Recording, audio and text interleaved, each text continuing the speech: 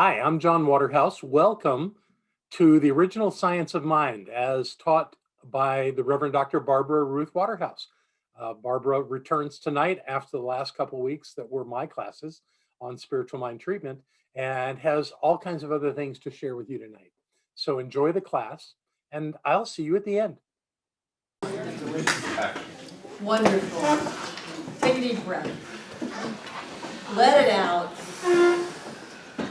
And continue to breathe as we know that there is only one complete, whole, one perfect something. It's an absolute created energy. It is love and life and light and joy. It is peace and health and prosperity. And whatever that oneness is, we are manifestations of that. Just breathe that in for a minute. We are not physical beings. We are spirit beings. We are divine. And we open up to that connection that we have with everywhere, every when, everyone, and beyond the realm of thing. We know that we are connected, that we are in that energetic flow, that spirit lives us and breathes us and is us now. And so we expand beyond anything that we may have thought. And we go into yet uncharted territories of light and love and energy. This is the truth of who we are. And I know that as we come together this night to learn these amazing concepts of science of mind, we expand into greater levels of awareness and livingness. And I know that our light touches the light of others and we all become enlightened. Our joy, our happiness, our peace, and our love brings that forth all around us until it spreads around this world and we live the life that we were always meant to live. And so with great gratitude and thanksgiving, I simply release this treatment into all that spirit is, knowing that all is well, because all is God. And together we say, and so it is. Wonderful, wonderful. Come on in, Mandy and Louise. Am I on? Yes. Okay, good. So, I wasn't here last week. You had vacation. You made soup. I know. I'm not sure what that was about, but John was here. And what I want to know from you is, what did you learn? Spiritual mind treatment. Did you learn spiritual mind treatment? Yep. Wonderful. Are you doing spiritual mind treatment? Yes. Good. Good. Tell me what else you learned. What of all of that spiritual mind treatment, what did you learn last week? What was new? Judith. Maybe it's not new, but for me, I got like a clarification of the difference between being positive and seeking out the negative. And it just kind of tweaked me a little bit. The difference between being positive and seeking out the negative. That's a big difference. That's a very big difference. Yes. And what I was telling you yesterday about how, I was talking about this political thing and how angry I was, and then I realized that's crazy, and I erased it. Right. So It's not your fight. No. Good. Robert. That's a very universal problem, because we are all fear-driven when we start out. At the lower levels of consciousness, we are fear-driven. And to get to the point where we are not looking for the next danger in the road, but for the next happiness in the road, Right. is a major switch. It's a major switch. Sometimes I bemoan the fact that I cannot use fear and guilt on you. But in a metaphysical way, if you don't do your treatments, your affirmations, your meditation, you're going to screw up your life. If you don't do this, then that. I can't do that. All I can do is know that all is well, that everything is perfect, everything is unfolding exactly the way that it needs to, and encourage you to look for the next happiness in the road. So, good student, Robert. I think one of the things that resonated with me, which she kind of brought up as well is, instead of thinking, oh, how terrible this and that and the other things are in the world, they're making their way. They're making their way, they're finding their way, and that was a big deal to me. It resonated with me. Good, good, good, good. We are all making our way. You know, face it, people, you are the light bearers. You are the leading edge of consciousness. So don't be too surprised when people halfway around the world are not at your level.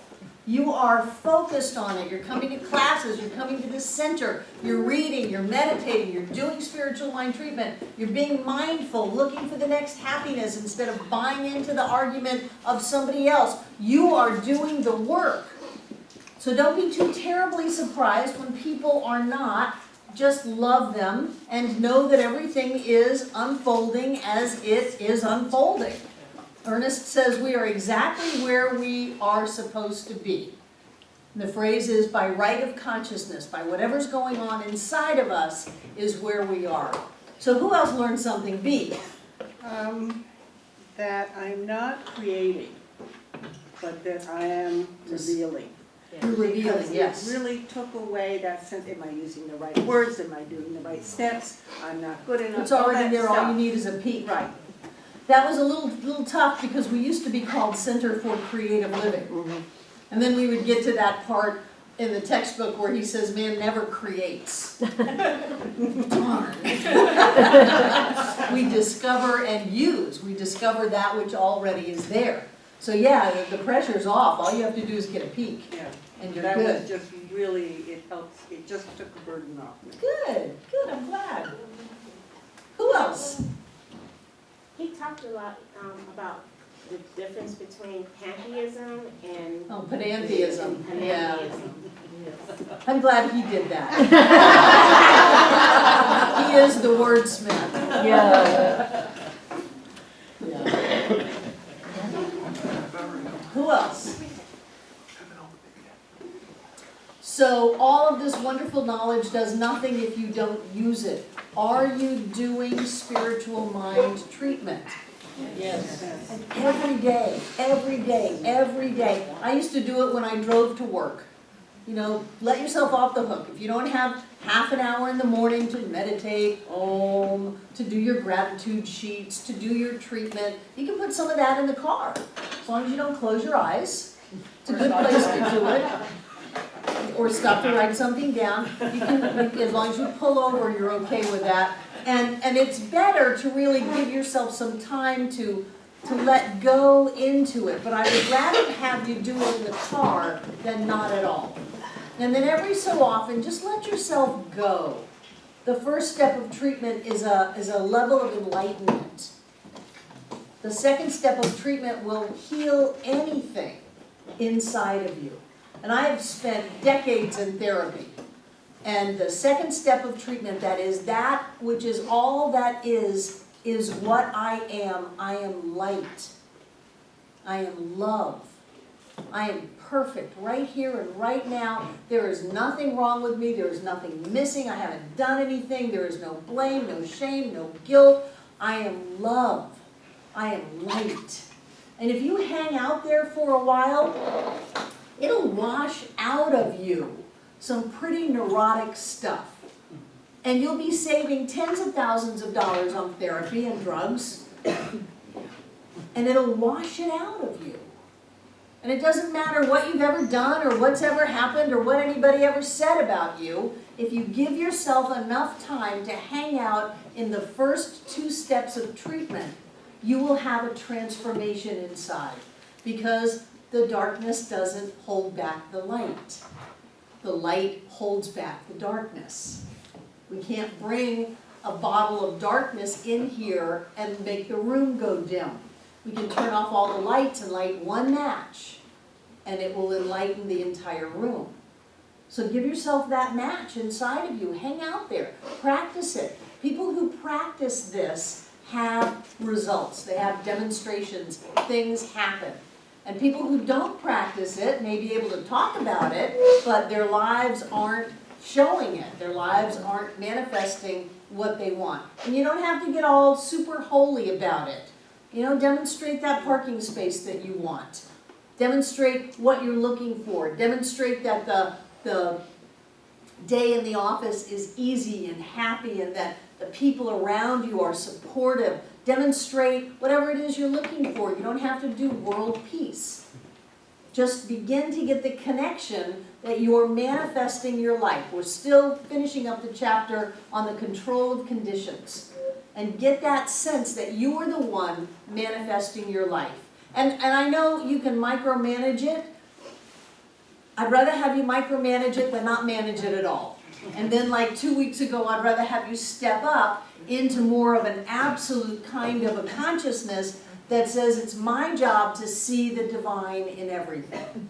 That's my job, is to see as God sees, to see with God eyes, and to see that perfection. And he says all you have to do is keep looking until you find it.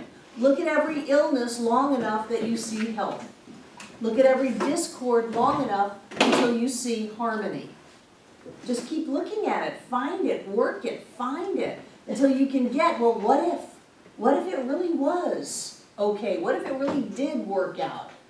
And then you start seeing that show up. So I don't want you to be the kind of people who come into this teaching and they talk about it, but they don't do it.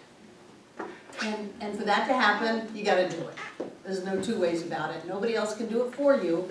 You're the one who has to do it. But I tell you, if you get a glimpse of that something, it will change you at a very deep level. Very, very deep level. Anything else you want to say about last week?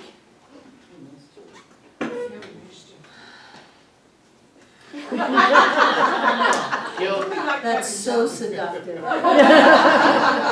True.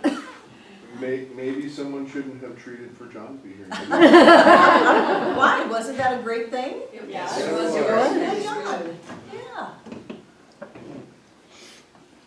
Roxanne. When you first asked us, Robert and I watched it on the video because we had to miss it. So You chose to miss last week. we chose to, that's right, thank you for that correction. And first of all, I just want to say I'm really grateful for the videos, and I'm Yeah, really, Judith. Oh, yeah. really grateful. Thank you. And they go up in such a timely fashion. Yes. So we didn't even have to wait, and when he got back from where he was, and we sat down and did it together. And when you first said what stuck out for you, it was exactly what you just talked about. That it was just like John was saying the same thing. Do it daily, make it part of your spiritual practice. And for me, that shifted from a situational thing when I had an issue to fix sort of thing into that spiritual practice. And what I'm doing is if I get to the end of the day and I'm just lying in bed, I'll just, oh, did I or did I not? Well, I'll treat right now. Sure, treat yourself to sleep. If Right. you awaken in the middle of the night at that shaman's hour of 4 o'clock, treat. And if you stay awake until 6 or 7 o'clock in the morning, look at all the spiritual work you've done. Yeah. I'm curious if you can give us some examples of a treatment. I'm talking, it can be as like for a toe ache. I don't care what it is. Just Well, can you give me us something some- real. Like I want to go out for dinner. Okay. You want to go out for dinner, so you need transportation, you want the money, you want I someone to need- go with? I need the finances to afford my meal. Okay. So the treatment is recognition, identification,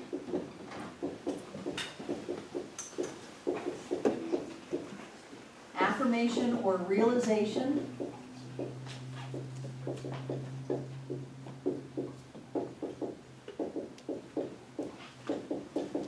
didn't you love his writing? Gratitude.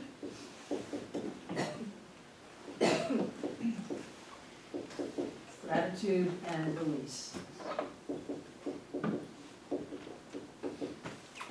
And here's a little acronym for it. Remembering I am God revealed. So as I do the treatment, I'll point to the steps, but I'm not going to do a choppy little treatment for it. So take a deep breath and let it go. And I always begin by expanding my consciousness out. And so what I know is that there's only one.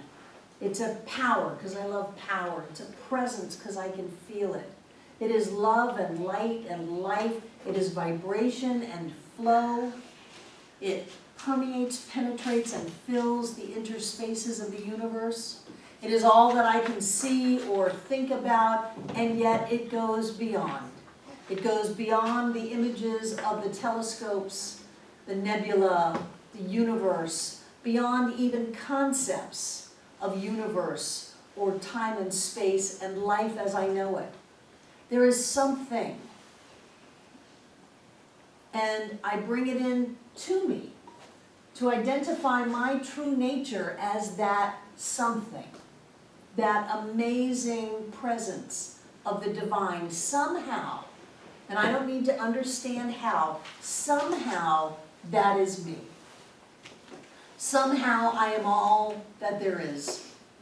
Somehow I am lifted and loved and in that flow of life. Somehow I am precious and important. And so I go from the part of me that I know out to those edges of the universe again to get a sense of the bigness of me. And I know that since all that I am is this amazing presence of the divine, that things like prosperity and abundance are so much bigger than anything I've ever really understood on a physical level. And it's in my genes, it's in my DNA, it's in the vibrational essence that brought me into form on planet Earth. I am created out of abundance that is so big that it just blows my mind. And so I open up to that and hang out with that for a while.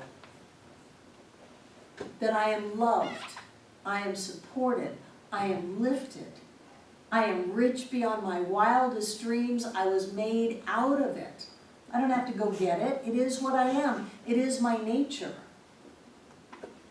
And then I move to the third part, the affirmation or the realization. Well, of course I can go out to dinner. Of course I have plenty of money to enjoy the fine things of life. Of course I can order whatever I want on the menu. I can invite my friends and pay for the whole table. I know that I have all that I need to do whatever it is I want to do. I know that life pours itself into me. And right here I know that it pours itself into me in many ways, and one of those ways is money. So I feel the $100 bills in my hand. I see the big checks with lots and lots of zeros. I know that I have people that actually manage my money. Money comes into me through the mailbox. Money comes into me through people's hands. Money comes into me from all kinds of different ways.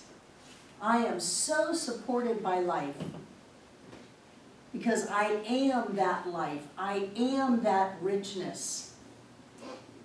And so I enjoy it, and I think about the wonderful food, the wonderful things to drink, the wonderful conversation, how I feel with cloth napkins and crystalware. I do so love someone being a server to me, bringing me whatever I want, whatever I wanted. And I do my spiritual work by expanding my ability to enjoy this life. And in doing that, I open up and lift everyone around me. And so I feel that presence of spirit filling me, supporting me, giving to me. And I accept it. I take it. I say, yes, this is my divine birthright. This is what I am created out of. It is my true nature to always have more than enough. And I move into gratitude. I'm so grateful to be able to go out to dinner. I'm so grateful to be able to order anything I want. I'm so grateful for all the money that shows up in my life. I'm so grateful to have such wonderful people to go out with. I'm so grateful to have the finer things in life. I am blessed. And then I just let this treatment go because I have resolved it in mind. I have done the mental work that needed to be done. I smelled it and tasted it and felt it. I loved it. I was grateful for it. I accepted it. And now I just turn it over. I just let it go into the universe, set it into law, and just watch how it shows up into my life. It's so good to be alive. It's so good to be rich. It's so good to do what I want to do. And so it is.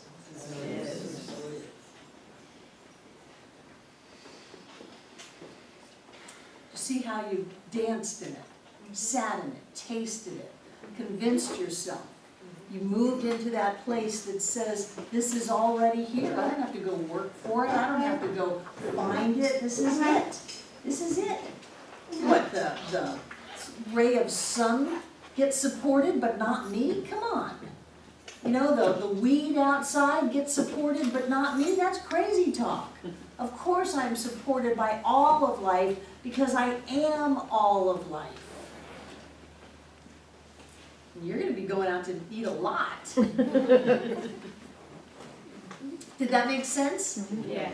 Now that kind of thing you don't want to do in the car. Spend some time. You know, if you're stressed out at work, go into the bathroom. People will leave you alone. Go into the bathroom, shut the door, and do a treatment. And when you go back out, you'll go back out to a different work situation. People will have changed, circumstances would have shifted, and all of that to come into alignment with the shift in vibration that you did. And it doesn't have to sound like me, it doesn't have to sound like somebody in a book, it can be your own words. It can be your absolute own words. And then just watch it show up. Most people are afraid to go there. There's an interesting psychological dynamic that most people are afraid to acknowledge what they want because they don't want to have to deal with, at this moment, not having it.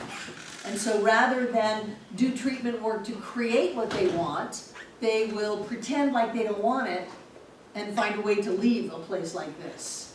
There's a myriad ways to leave this place.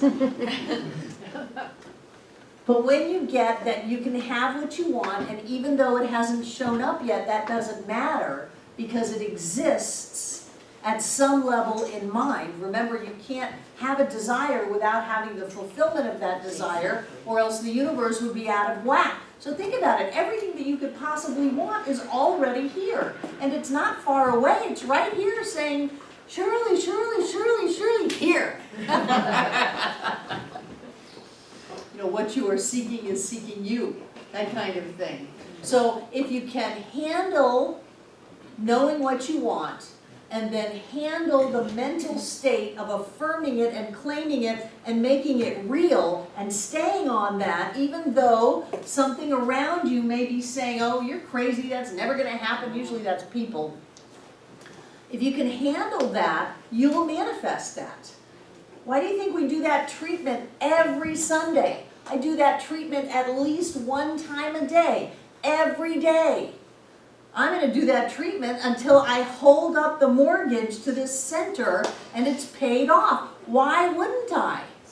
Why wouldn't I do that? Oh, it's just too hard. No, it's not. Being poor is too hard. Not having enough is too hard. Getting a hold of your thought to where you can create the magic and the miracles in your life, that's not too hard. Yeah. Yeah. It's not too hard.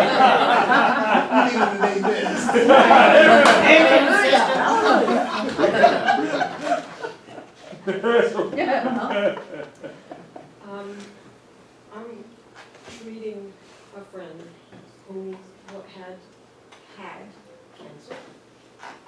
Tumors were removed, and the doctor is telling them that although they were removed, they will come back.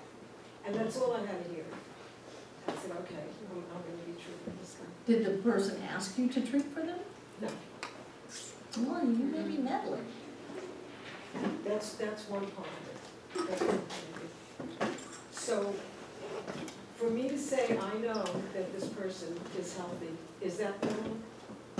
As long as you don't have a preconceived idea of how that health is going to manifest. People have a right to be sick and people have a right to die. It's not the truth, it's not the highest truth of them, but we've all done it. We've all limited our experience and our expression.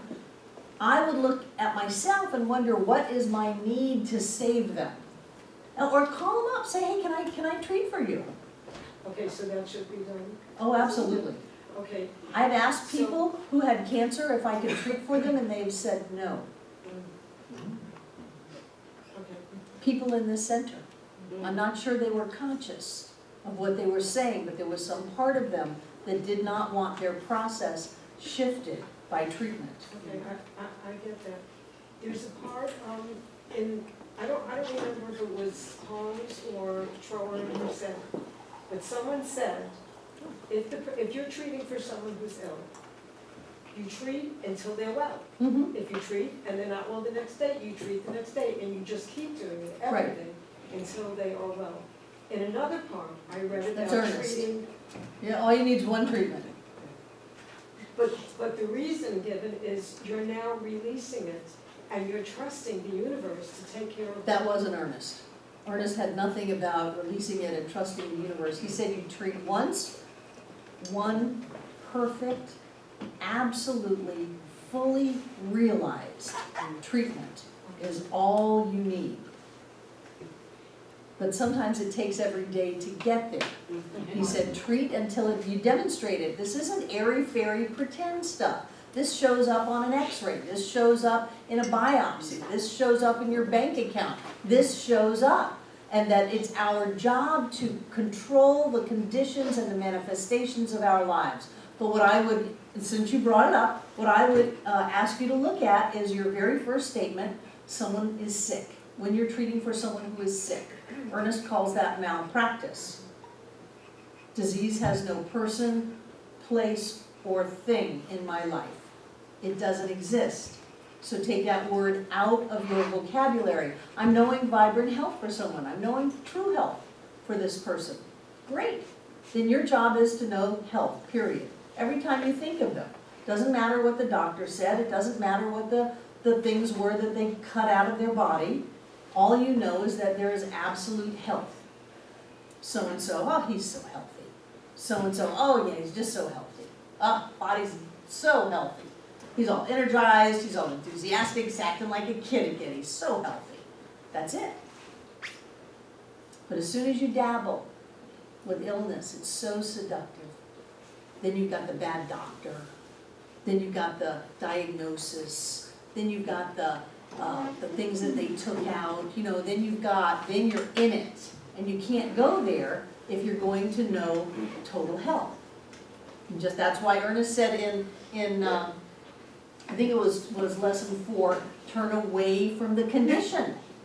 Turn away from it. Don't talk about it. Don't think about it. And that takes mental discipline. No, poor baby. You know, we get treatment requests all the time. Do not tell us the story. Know with me that. I teach you that. When you go up to the circle, all you get is know with me that. Not this is why, this is the story, and I see people over there just telling the story like crazy. It's very difficult to let go of that condition and move into a different state if you're all caught up in the condition. So turn away from the condition and stand in the presence of the divine. So even to think of someone as perfectly healthy, without any details, you're saying that you should still get their permission for? Yes, yes, yes. Yeah, communication is great. You know, and it may give that person great comfort to know that you're treating for them, that you're praying for them, that kind of thing. You can use that word, it's okay. Most people have no idea what a spiritual mind treatment is. Don't be a spiritual snob, tell them you're praying for them. What is your name? Paula. Paula.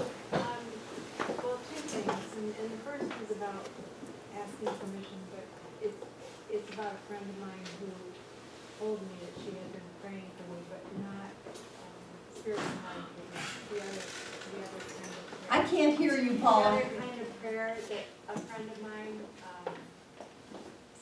told me one time a year or 2 ago that she had been praying for me. I hadn't asked her to pray. Right. And it was upsetting, it felt, I know it wasn't spiritual mind treatment, so that may be a different thing, but it felt very invasive to me. I didn't like it and I had to talk to her about it. Great. Because she had a certain, her own agenda in mind and she was praying for a certain outcome, so we talked about it. That's meddling. Someone praying for a certain outcome in your life without asking you is meddling. However, they can't affect you unless you welcome it in and open up the door and roll out the red carpet.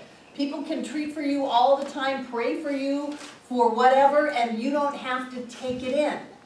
Yeah, I'm still working on that because I don't know if that's ego, I don't know what that is, but I have this real resistance going. I don't like it, don't pray for me. You're still working on what? On letting people pray for me. Well, you don't have to let anybody treat for you or pray for you. You don't have to. I don't care. People say, I'm praying for you. Say, great. You know, all the mojo you want to put my way. Conversely, there are a lot of people in Asheville that are not thinking positive thoughts about me and what I am doing with you. Supposedly, I'm leading you all to hell. So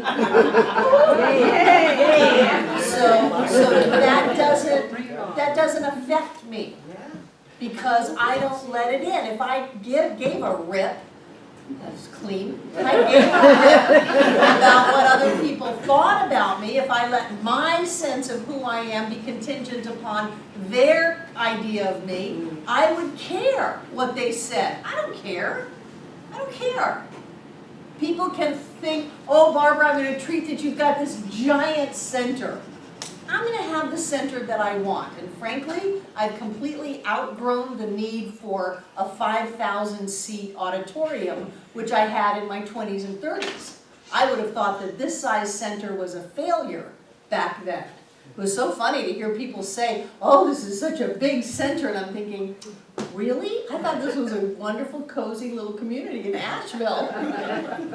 So, you are the captain of your ship. You determine your destiny. Nobody can make anything, nobody can lay anything on you unless you bring it in. But you don't have to let people, you don't have to encourage people to treat for you or pray for you. You can't stop them. If somebody's going to try to do that, you can't stop them. What are you going to do, gag them? So just know that you're in charge of your life. Okay, then I have one more.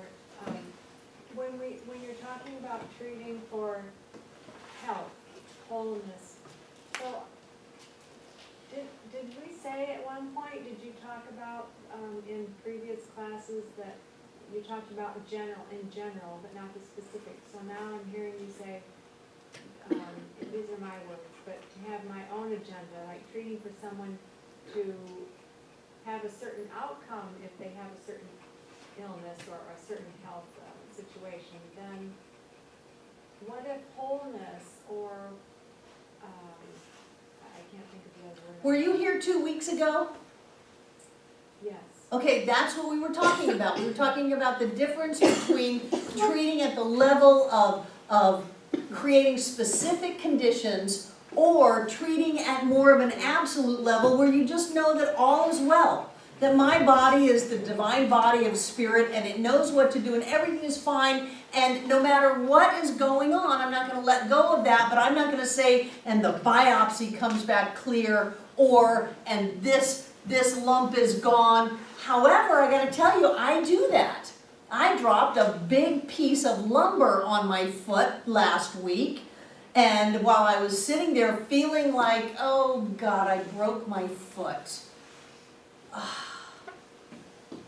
got my breath, I picked the lumber off my foot, I looked at my foot, and sure enough I had a white sock on and there was a big red mark. And I said, oh no, now it's bleeding. Oh. So I hobbled inside and I pulled my sock off and realized it was the red mark on the paint on the lumber. It was that pressboard stuff, and it had been raining, and so the red came off on my sock, and I pulled my sock off and I said, okay, I'm not doing that. I'm not having a broken foot. Everything is fine. My foot is fine. It's perfectly healthy right here and right now, and I was clear as a bell. That was the last thing I thought about it. I stopped that. Bruising, cutting, breaking, whatever. I do that, so I can't stand up here and just be all super lofty and say, I'm only going to know that that which is perfect manifestation of spirit is revealed. The spider web. Because I specify, I do that. But it's a better spiritual journey not to micromanage every last little creation of our lives and to try to get a bigger picture, to see through the eyes of God, to see that everything is unfolding perfectly and wonderfully. But nobody can lay anything on you that you don't want laid on you. It's like the only reason voodoo works or Santeria works is that people believe it works. If they get up and see a dead chicken hanging from their porch, they think something terrible is going to happen. And I grew up in Miami. This stuff really does happen. And if you believe that, then you're going to have the experience of that. Same way with placebos. If you believe that something is going to help you, then you're going to have the demonstration of that. And some people say, well, maybe all this spiritual mind treatment stuff is just the placebo effect. I don't care. If it works. Then I would have to say, what law is being enacted by the belief that the placebo is healing you? The spiritual law of the universe is being set in motion by an idea that says the placebo is going to heal you, and you have a demonstration. It's still science of mind. True. Scientifically, or scientific-ish, the placebo effect only has a short time duration. So everything that I've done, one of my friends who's very, particular with this, said, but it's gone past that, inordinately so. So placebo effect is not relevant. What do you mean it's gone past that? What it? Well, the knowing, the demonstrations and everything else, and the feelings and that, and being in the oneness and everything going that you're treating for, or So just connect the dots with, how does that relate to what you're saying about the placebo effect having a limited shelf life? well, in general, a placebo pill would have a limited time duration for the placebo Oh, you would effect. need another placebo. Right. Okay, I got it. Well, these things has gone on with me. It's all in your head. Yeah. It's not in your head, forgive me. It's in mind. It's in mind. Shuffling off the Exactly. bottom. So And people technically, who- it's like, this has all gone past any placebo effect. Everything we've demonstrated, all the things that the good that. The placebo effect is simply the demonstration of a thought. And that is what we do. We demonstrate thought. So why not be really clear and picky about the thoughts we want to demonstrate? Be picky about it. It's like we just painted a room next door. Painting a room is a lot of work. Let's be picky about the color. Before we go through all of that work and spread color everywhere, let's think about the color. Let's not just grab whatever's on the shelf. Let's think about the thought that we're going to manifest, because we will manifest that thought. And when you are looking for the negative, not seeing the next happiness in your road, then you're going to manifest that. And life is hard. I keep cleaning up my language. Life is hard when you live that way. Right. When you're constantly bitter and angry and resentful and tense and afraid. When you live that way and you manifest that, life is hard. So put the extra effort in the beginning of the day to do your spiritual practice, to have some gratitude, to do spiritual mind treatment, and then watch how your day gets easier and better. And then at the end, go ahead and clean it up, do some forgiveness work, let yourself and everybody else off the hook, do a little more meditation or treatment, and drift off to sleep, and watch how your days get better and better and better. And some people want to have, the $1 million drop down in their laps in 1 week. And then if that doesn't happen, well, phooey, they're done with this. That's absurd. What happens is our lives get a little bit better and a little bit better and a little bit better and a little bit better. And every so often we have a giant demonstration that everybody's jumping up and down about. I'm pointing at Fran in the back. Every so often we have that, but the norm is that we're just happier and healthier and more prosperous and more loving, and life is just better because we've taken control of our thought process and we have chosen what we're going to plant in the fertile soil of mind, what we're going to set in motion, how we're going to have our life be. And that's the real work. Now, I don't give you any points for being able to suffer more than someone else. That's someplace down the road. This is all about how much good can you take? How much love can you have? How much joy can you experience? That's your job. And you have I think, you have a spiritual responsibility to all of the other people who haven't known this yet to bring a little bit more light into the world instead of adding to the darkness and the confusion. Anybody can do that. That's no great shakes. Your job is to bring in the light. Your job is to see the news reports as a treatment request, as a prayer request, and know that everything is unfolding just the way it needs to for where we are. The only place we can go is into God, because God is all that there is. The only place we can go is into love, into life, into joy, and that's what's happening. And then you can go to bed. Otherwise, just don't turn it on. Really. Anything else about treatment? Play with it. Find your words. Find the words that are yours. What means something to you? I remember when I was on food stamps, welfare, and giving plasma twice a week for money to feed my 3-year-old child, that the idea of prosperity was so far away from me, I had no idea what that word meant. The idea of abundance meant nothing to me. Money, that meant something. I didn't even have a checkbook. At that time, it was $10 a month for a checkbook. That was way out of my price range. That was too far away. What I would affirm and feel, and I still can feel money in my hands, I love it. I've gone from feeling 1s to 5s to 10s to 20s. I feel hundreds now. I love $100 bills. I love the new ones with the stripe. People say, oh, Big Brother's marking them. I don't care. Watch me. Follow me around with all my $100 bills. I don't care.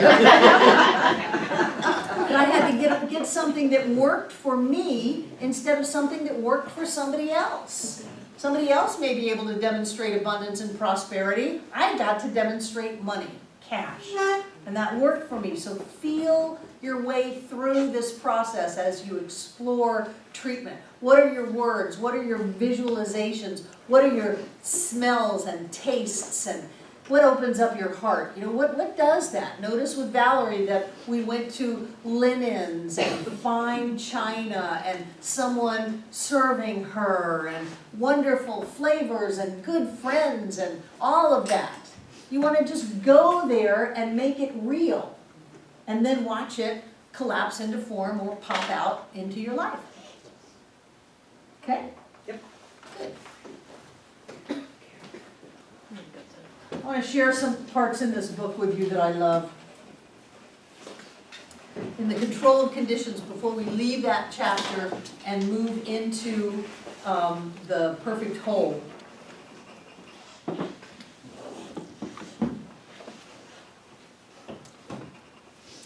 On page 192. In the middle, he says, we have looked at some things and they have looked evil to us. We must look at them until they look good. We have looked at someone and he has looked sick to us. We must look at him until he looks well. We have seen discord. We must see harmony. And that's that journey of looking at something with God's eyes. How would God see that? Is God going to see a problem? Or is God going to see that everything is light and love and joy and everything is just fine? That's our job, to see that way. And then on page 196, one of my favorite quotes at the very bottom, to desert the truth in the hour of need is to prove that we do not know the truth. To desert the truth in the hour of need is to prove that we do not know the truth. Why is that so? What does that mean? Why would we not desert the truth in the hour of need? makes perfect sense to me. I have an hour of need, this isn't working, I'm gonna jump into the problem. That was sarcastic. Y'all going, really? I can't, for whatever reason, the words aren't coming together for me to directly answer your question, but I'll tell you, today was one of those days when it seemed like it was an uphill walk, I'll put it that way. And I said to Sue at one point, because she could see I was a little on the crabby-ish side,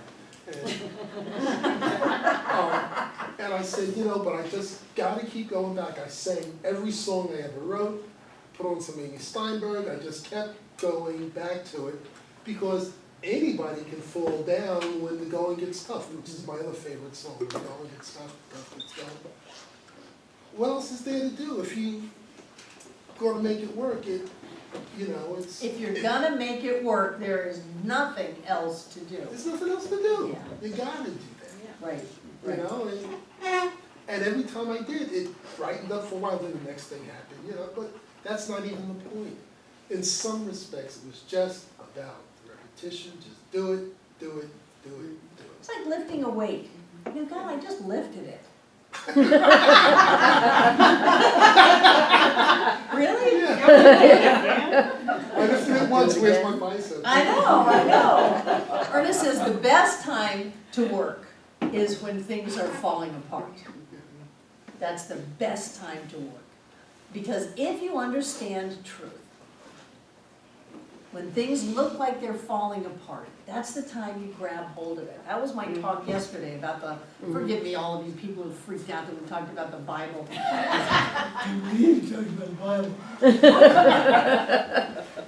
That's when you get your stone of truth. And that's when you hurl it with all of your might into the middle of your problem, and you don't back down and you don't give in, because you're right, anybody can fall down. Anybody can be miserable. It takes something to be happy. Yeah, but you can be happy, and it doesn't take that much. It takes a lot less to be happy than it does to be miserable. Good. I love this this chapter. Again, one of my most favorite quotes on page 201, the top of the last paragraph. Nothing is real to us unless we make it real. Nothing can touch us unless we let it touch us. Refuse to have the feelings hurt. Refuse to receive anyone's condemnation. In the independence of your own mentality, know, believe, and feel that you are wonderful. This is not conceit. It is the truth. What can be more wonderful than the manifestation of the infinite mind? Nothing is real unless we make it real. People will come up to me with all these problems, especially relationship problems. Nothing, that didn't have to be real. That didn't have to be real. You made it real. Well, did you see the way they looked at me? No, I'm seeing with God eyes. I saw this beautiful being of light and love, and you took that and you made it into something that is not serving you. Nothing is real unless you make it real. Nothing can touch you unless you allow it to touch you. Nothing can hurt you unless you allow it to hurt you. You cannot be hooked unless you're hookable. You can't. You cannot be hooked unless you're hookable. So people come in, they go, boy, I really bit. Well, you're hookable. If you're hookable because of the law of attraction, somebody's going to come along and try to hook you. Somebody's going to come along with this great example of why you should be angry. And you can only be angry if you have an ability to be angry just floating around and you looking to land on something. So nothing is real unless you make it real. I really want you to remember that. Nothing means, it only means what you say it means. So if you're going to say what it means, have it be something that is good. Traffic's backed up on 26. Boy, isn't it great that I didn't get in that crash. I have legions of angels slowing me down so that my path will meet exactly where it needs to meet with the perfect and right people that it needs to meet. I don't even know what's going to happen. I am changing somebody's life. It may happen 10 years from now, but it's at this point that I stopped that allowed all of that to happen. It only means what you make it mean. Make it mean something good. Make it mean something that lifts you up. It always happens, never catch a break, always. Well, you can have that life if you want it, because it means what you make it mean. And nothing is real unless you make it real. So look at the things in your life. What don't you want? Stop making them real. How do you make it real? How do you make real things you don't want? By believing it. By believing it. What else do we all do? We complain about it. Every time you complain about something, it's like a chair that you put quarters in. It's like you just put all these more quarters in there and you have to sit there until they run out, unless you want to change your thought. So what are you making real? What are you complaining about? What are you focusing on? What are you creating in your life? And there are plenty of relationships that did not have to split up if people wouldn't make so much real. Well, that means, no it doesn't, that means that they don't care about me, that they don't respect me, that they don't honor me. Well, that means that they're a dirty, rotten rack and fratchet and I'd be better off without them. No, you won't. Ernest says, stay in the situation until you clean it up. And then if you still want to go, go. But anytime you leave an upset, you carry that upset with you. And then you're just out looking for more people to make it real and make it mean something, that something's going on against you, because you're hookable and you're going through life with that I'm being done wrong and pulling in all these people to do you wrong because you made it real. You are the one in charge of your experience. Jane? Well, when you share your bad news with other people, I think that strengthens the bad. Hallelujah, Jane. Your life has done you good. You are absolutely correct. And what you can do instead of even just stuffing that bad news is turn it into good news. Yeah. Turn it, something wonderful is happening here. Something wonderful is happening here. And then you get something wonderful. We give all of our power away to all these first world problems. Your cell phone's not working correctly. I don't have time to go to US Cellular and have them look at it. Woe is me. Come on. Nothing is real unless you make it real. Nothing can touch you unless you allow it to touch you. It only means what you make it mean, so make it mean something good. Sandy. I actually just realized something with what Jane said. Lately, I haven't called several of my friends in a while because I want to have good news to tell them. So I avoid complaining about other things. You have to complain? Can't you just say, I just was thinking about you and thought I'd call and say hello, Becca It and I depends are on doing who so it is. well. It depends on who it is, because they know, they've known me all my life, and they can tell, okay, what's really going on. Yeah, and then you say, this is what's really going on because this is what I'm making going on. And sometimes I don't call you because I don't want to complain, and I'm practicing calling you and talking to you and not complaining because I'm not going to complain.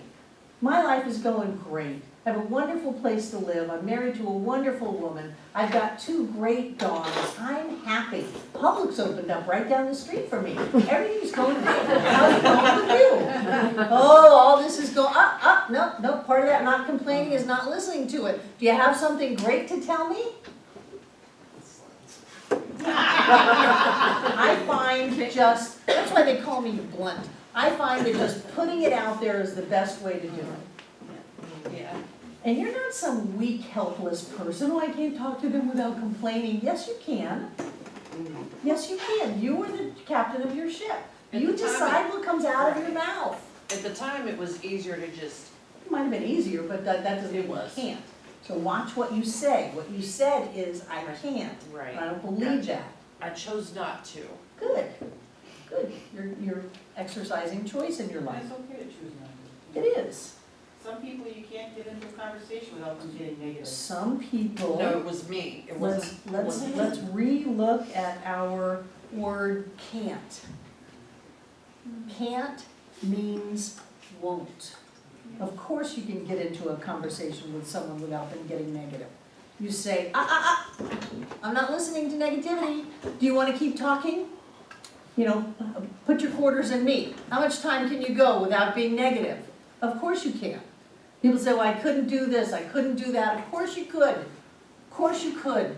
If your child's life was depending on it, you would figure out a way to do it. Well, I couldn't get there on time. Of course you could. You chose not to. So take a little power back. Take a little responsibility for it. You know, I chose to have that cup of coffee and wait in line in Starbucks rather than keep my agreement to be there on time. I would admire that. Rather than I can't. I just couldn't make it on time. You know, it's the weather. Oh. B. It just brings up, there was a person I knew who was very negative. Then I moved down here and they finally called me maybe a month ago. Found out where I lived and started talking. And the negativity started. And then finally when that stopped, asked me, well, how are you doing? And I said, I'm wonderful. And I went on and on and on. Do you know that in 2 minutes, all of a sudden he said, oh, well, okay, goodbye. Yeah, probably. And I will never hear from them. No, because they don't want to hear it. That's not a vibrational match. But it used to It's be, amazing. or that person wouldn't have been a friend of yours. Yes, it was. So look at how you've grown. Yeah, Yeah. it's mind-boggling. Yeah, I'll I used to prove put that up later. with it. Some people bless us by coming and some by leaving. Oh, wait a minute, Jane and then Drew. Oh, yeah, so I went up to Providence for Thanksgiving at my brother's, and it was bloody hell is what I felt like. And so I got back, and when I got back, I thought, thank God I've survived this, here I am. And so then I thought to myself, oh, what the heck, I'm just gonna phone my sister-in-law and thank her for the lovely Thanksgiving dinner. Mm-hmm. And it was just contrary to every terrible feeling I felt. But I did, I gave her a call and I thought, she's probably gonna start yelling at me again. But I gave her a call and you know, she was thrilled and I thought, oh, and I feel that I actually did it for myself You did. more than her. You did. But she was pretty happy herself. Good, good.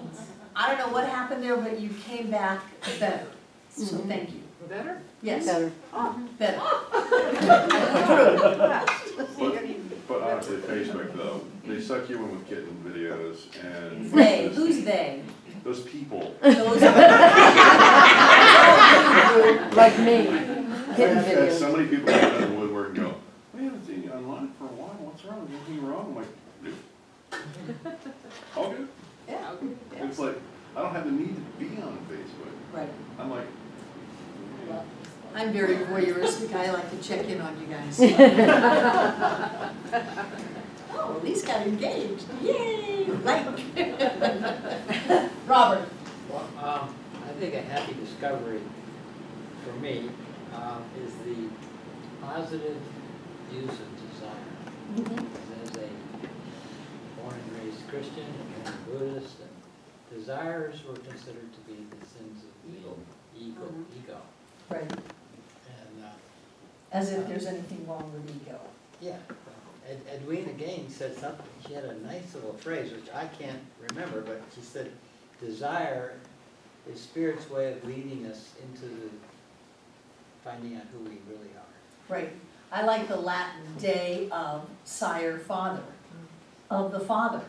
It's Spirit whispering in your heart, go this way. Yeah.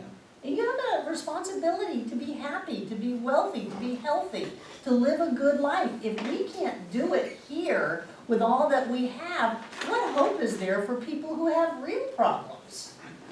You know, you're supposed to go out. You're supposed to be happy. You're supposed to buy stuff. You're supposed to give money away. You're supposed to live the good life.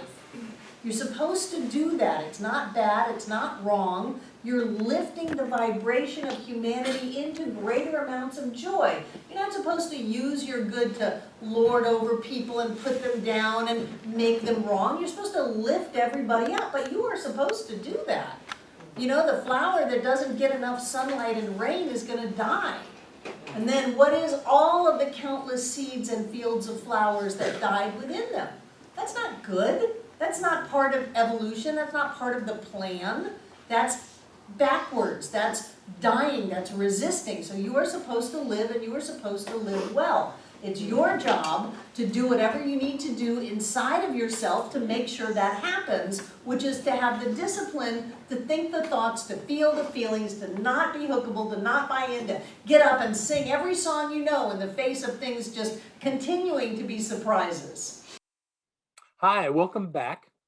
I'm trusting that this class was valuable to you, that there's some tidbits of information or even big things that you may have gotten out of it that you can use in your life.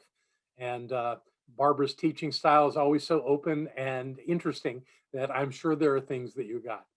So let's go ahead and close this with a spiritual mind treatment.